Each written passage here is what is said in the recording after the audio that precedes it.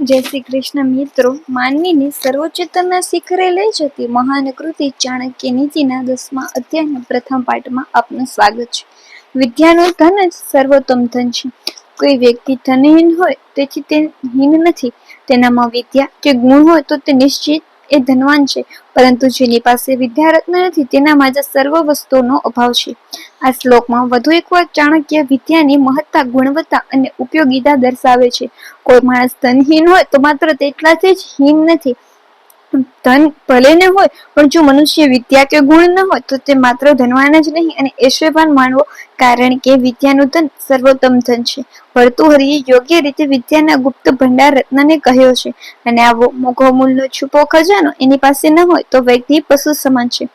સત્ય છતાં મધુર વચન કામનું, નજરથી બરાબર નીરખી પછી જ માણસને ડગલું માંડવું, વસ્ત્રથી ગાળીને પછી જળ પીવું, શાસ્ત્ર સંમત અને શુદ્ધ હોય તેવું વાક્ય જ બોલવું અને મનને પવિત્ર કરીને જ આચરણ કરવું. મનુષ્યએ તનથી અને મનથી સુખી અને સ્વસ્થ થવું હોય તો તેવી દિનચર્યા પાળવી. એના સાવ સરળ છતાં ખૂબ ઉપયોગી નિયમો અહીં દર્શાવ્યા છે. ચાલતી વખતે સાવધાની રાખવી અને પંથમાં આગળ ડગલું માંડતા પહેલા નજરથી નિરખી લેવું. કોઈ અવરોધ તો નથી ને? માત્ર યાત્રાના પ્રસંગે જ નહીં, કોઈ પણ કાર્યક્ષમમાં ડંગ માંડતા પહેલા લાભ તપાસીને જ આગળ વધવું. પાણી વસ્ત્રથી ગાળીને શુદ્ધ કરીને પીવું. સ્વચ્છ અને નિર્મળ જળ સ્વાસ્થ્યવર્ધક છે. જે વચનો ઉચ્ચારી એ પણ શાસ્ત્રના નીતિ નિયમો અનુસાર સત્ય અને પ્રિય હોવા જોઈએ. કડવું સત્ય પણ નકામું, મધુર અસત્ય પણ નકામું, પરંતુ સત્ય છતાં મધુર વચન કામનું. અને મનને હંમેશા પવિત્ર રાખવું. મન પવિત્ર હશે તો વિચાર પવિત્ર આવશે, વિચાર પવિત્ર હશે તો ઉચ્ચાર પવિત્ર થશે, અને ઉચ્ચાર પવિત્ર હશે તો આચાર પણ પવિત્ર જ થવાના. આધ્યાત્મિક પ્રાપ્તિ બલહીન કામ નથી. સંસ્કૃતમાં એક સુભાષિત છે, જેમાં અનાજનો એક દાણો ભેળો કરીને તનનો ઢગલો કરી શકાય તેમ એક એક ક્ષણનો ઉપયોગ કરીને વિદ્યા મેળવી શકાય. પ્રાચીન સમયમાં ગુરુકુળમાં ગુરુની સેવા કરીને અનેક વર્ષો સુધી મહેનત કરવાથી ગુરુ પાસેથી વિદ્યા મળતી. આજે કોઈ પણ વિષયમાં નિષ્ણાત અથવા 18-20 વર્ષો સુધી અવિરત અભ્યાસ કરવો પડે છે. આમ વિદ્યા પ્રાપ્તિ કરવી હોય તો સુખ સુવિધા તજવી પડે, અને જેણે સુવાળા સુખની ઈચ્છા હોય તેણે વિદ્યા જતી કરવી. જર્મન દેશમાં સંસ્કૃતના પ્રકાંડ વિદ્વાન થયા. તેનું નામ મેક્સ મુલર. એ આપણે વેદોનું ગહન અધ્યયન કરીને તેના ઉપર ભાષ્ય કરતા મોટા મોટા ગ્રંથો રચાય છે. તેણે 25 વર્ષો સુધી ભોજન અને ઊંઘની દરકાર વિના ખિસ્સામાં પાઉના ટુકડા રાખી સતત પરિશ્રમ કરી વિદ્યા પ્રાપ્ત કરી. જેમ આધ્યાત્મિક બલહીન કામ નથી, તેમ વિદ્યા પ્રાપ્તિ પણ કાયર અને આળસુનું કામ નથી. લક્ષ્મી જેને જઈ વર્ષે જ પરસેવે નહીં, એ પંક્તિમાં લક્ષ્મીજીની જગ્યાએ વિદ્યા મૂકી શકાય. એટલે કે વિદ્યા તેને જઈ વર્ષે છે પરસેવે નહીં. નારી સંસ્કાર શક્તિથી કલ્યાણકારી બને. કવિઓ કલ્પનાશીલ હોવાથી કાંદરદર્શી છે. એ દૂરનું જોઈ શકે છે અને નવમૌલિક દર્શન પણ કરી શકે છે. જ્યાં ન પહોંચે ત્યાં રવિ પહોંચે. કવિ એ વિધાનમાં તથ્ય છે. સ્ત્રીને અબલા કહેવામાં આવે છે. શારીરિક દ્રષ્ટિએ વાત સાચી છે, પણ મનની નજરે એ પ્રબળા છે. ભગવાન પુરુષ જ્યાં હરેરી જાય અને હારી જાય ત્યાં નારી જીતી જાય છે. અને માટે જગતનું કોઈ પણ કામ અસંભવ નથી. એ મહાશક્તિ છે. એ સંસ્કારી શક્તિથી કલ્યાણકારી બને તો વિકારી શક્તિથી વિકરાળ બને. તુલસીદાસ કહે છે, કાન કર હી અબલા પ્રબલ. જે શરાબી હોય તેને વાણી અને વર્તન ઉપર કાબુ નથી હોતો. એ પોતે ડોલતો હતો પણ દુનિયા ડોલતી લાગી. એ શરાબી કુતુબ મિનાર પર ચડી ગયો. બધાએ ખૂબ મહેનત કરી પણ નીચે ઉતરે જ નહીં. તે બીજા શરાબી આવ્યો. તેણે બ્લેડ બતાવીને કહ્યું, એ પાગલ, નીચે ઉતર, આ બ્લેડથી કુતુબ મિનાર કાપી નાખું. એને પેલો તરત જ નીચે ઉતરી ગયો. આવી જ શરાબીની દુનિયા.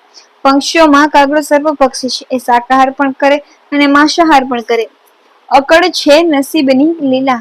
પ્રાબધ બળવાન છે. નસીબ બલિહારીથી રંક રાજા થઈ જાય અને રાજા રંક બની જાય. જેની પાસે 1 રૂપિયો પણ ન હોય એ કરોડપતિ બની જાય, અને એક રાતમાં કરોડપતિ રોડ પર રખડતો થઈ જાય. આવી અકળ છે નસીબની લીલા. નસીબના પ્રભાવથી થનાર વસ્તુ કેવી રીતે થાય અને જનાર વસ્તુ કેવી રીતે?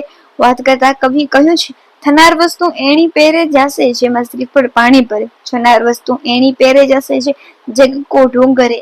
જેમાં શ્રીફળમાં જળ ભરાય તેમ ભાગ્યમાં જે વસ્તુ હોય તે આવી મળે છે, અને જે નસીબમાં નથી તે ચાલી જાય છે. જેમ કોઠામાંથી એનો ગર્ભ ચાલ્યો જાય. કોઠું એક મોટું કઠણ છાલવાળું ગોળ ફળ હોય છે. ગજ એટલે હાથી. એ આખું કોઠું ગળી જાય પછી એ પોદળો કરે તો એમાં આખું ફળ બહાર આવે, પરંતુ અંદરનો ગર્ભ ગુમ થયો છે. આ રીતે ખબર ન પડે તેમ વસ્તુ નસીબ ન હોય તો વિદાય લે છે. ચોર હી ચાંદની રાતના ભાવા. લોભી માણસનો યાચક શત્રુ છે, મૂર્ખાઓનો ઉપદેશ રાખનારો શત્રુ છે, વ્યભિચારીની નારી એનો શત્રુ છે, અને ચોર લોભને ચંદ્રમાં શત્રુ છે. લોભી માણસની વસ્તુની પકડ અત્યંત મજબૂત હોય છે. એની પાસે જે દ્રવ્ય આવે છે એને તે છોડતો નથી. એટલે એને માટે એમ કહેવાયું છે, ચામડી તૂટે પણ દમડી ન છૂટે. લોભી કદી કોઈને કંઈ આપી શકતો નથી. એથી કોઈ કોઈની પાસે માંગવા આવે તો યાચક અને શત્રુ જેવો લાગે છે. મૂર્ખવાની ઉપદેશ ગમતો નથી, એટલે બોધ આપનારો એનો શત્રુ છે. સંસ્કૃત સુભાષિત કહે છે, ઉપદેશ મૂર્ખાઓનો ક્રોધ વધારે છે અને શાંત નથી કરતો. જેમ કે સર્પને દૂધ આપવામાં આવે તો એનો ઝેર થાય છે. વ્યભિચાર કરનારી નારીને પતિ અવરોધ બને છે, તેથી તેને શત્રુ ગણે અને એનો કાંટો કાઢી નાખવામાં કાવતરા કરે છે. અને ચોર લોકોને ચાંદની રાત ગમતી નથી, કારણ કે ચંદ્ર અજવાળા તેના કાળા ધંધાની ખબર પડી જાય છે. સંત તુલસીદાસ કહે છે, ચોર હી ચાંદની રાતના ભાવા. મૃત્યુ લોકની ભૂમિનો ભાર. જેઓની પાસે વિદ્યા નથી, તપ નથી, દાન નથી, જ્ઞાન નથી, શીલ કે ગુણ ધર્મ નથી, એ લોકો આ મૃત્યુ લોકની ભૂમિમાં ભારરૂપ છે અને મનુષ્યના રૂપમાં કરેલા પશુઓ છે. આ વિચારને વ્યક્ત કરવા આ શ્લોક અગાઉ આવી ગયા છે, તેથી તેના વિવરણથી પુનરુક્તિ થાય એટલે અર્થઘટન આવશ્યક નથી. વળી આ શ્લોકનો ભાવાર્થ પણ સરળ અને સૂક્ષ્મ છે. વાસ ચંદન બની શકતો નથી. માણસ જો ભીતરથી વિવેક અને સમજણથી ભર્યો હોય તો એ ઉપદેશ ઝીલે અને પ્રમાણે આચરણ કરે છે, પરંતુ જેનામાં સ્તવ જ ન હોય એ સત્સંગથી કદી સુધરતો નથી. કામ મીઠ પથ્થર પાણીમાં અંતઃકરણ સુધી પડ્યો રહે તો પણ પાણી એ પીગળાવી શકતું નથી. મલય પર્વત પર ચંદનના વૃક્ષોની સાથે વાંસનું પણ વિકેશ વાંસ સતત ચંદનના સાનિધ્યમાં રહે છે, પણ તેમનામાં ચંદનના ગુણો આવતા નથી. ન તો એમનામાં શીતળતા આવે છે, ન તો સુગંધ પ્રગટ રહે છે. વાંસ એવો જ પોલો અને ખોખલો રહે છે. ભર્તૃહરિ કહે છે, ન તું પ્રતિવિષ્ટરુ ખર્જન ચિત્ત મારે ધેત. જેણે જડ રહેવાનો નિર્ણય જ કરી લીધો છે, એના મનને કદી પણ મનાવી શકાય નહીં. દર્પણમાં તેઓ જ દર્શન કરી શકે છે. હજારો વર્ષોથી આખા જગતમાં અનેક શાસ્ત્રો રચાય છે, જેમાં માનવ જાતિ શું કરવું અને શું ન કરવું અને અસંખ્ય નિયમો બતાવે છે. પરંતુ જેનામાં બુદ્ધિનું તત્વ જ ન હોય એવા બુદ્ધોને શાસ્ત્રો કંઈ લાભ આપી શકતા નથી. એને આંખો જ ન હોય અંધને દર્પણથી શું ફાયદો થવાનો? શાસ્ત્રો રૂપી દર્પણમાં તેઓ જ દર્શન કરી શકે છે, જેઓની પાસે બુદ્ધિ રૂપી આંખ હોય. દુર્જનને સંજન કરવો મુશ્કેલ છે. આ શ્લોકમાં દુર્જનને સજન ન કરી શકાય એ વાત સાચી ખરી, પરંતુ 100% સાચી નથી. ઘણા પ્રતાપી અને પ્રભાવી સંતોએ દુર્જનોને સજ્જનો બનાવ્યા. દ્રષ્ટાંત ભક્તમાળાની કથાઓમાં ભરપૂર ભર્યા છે.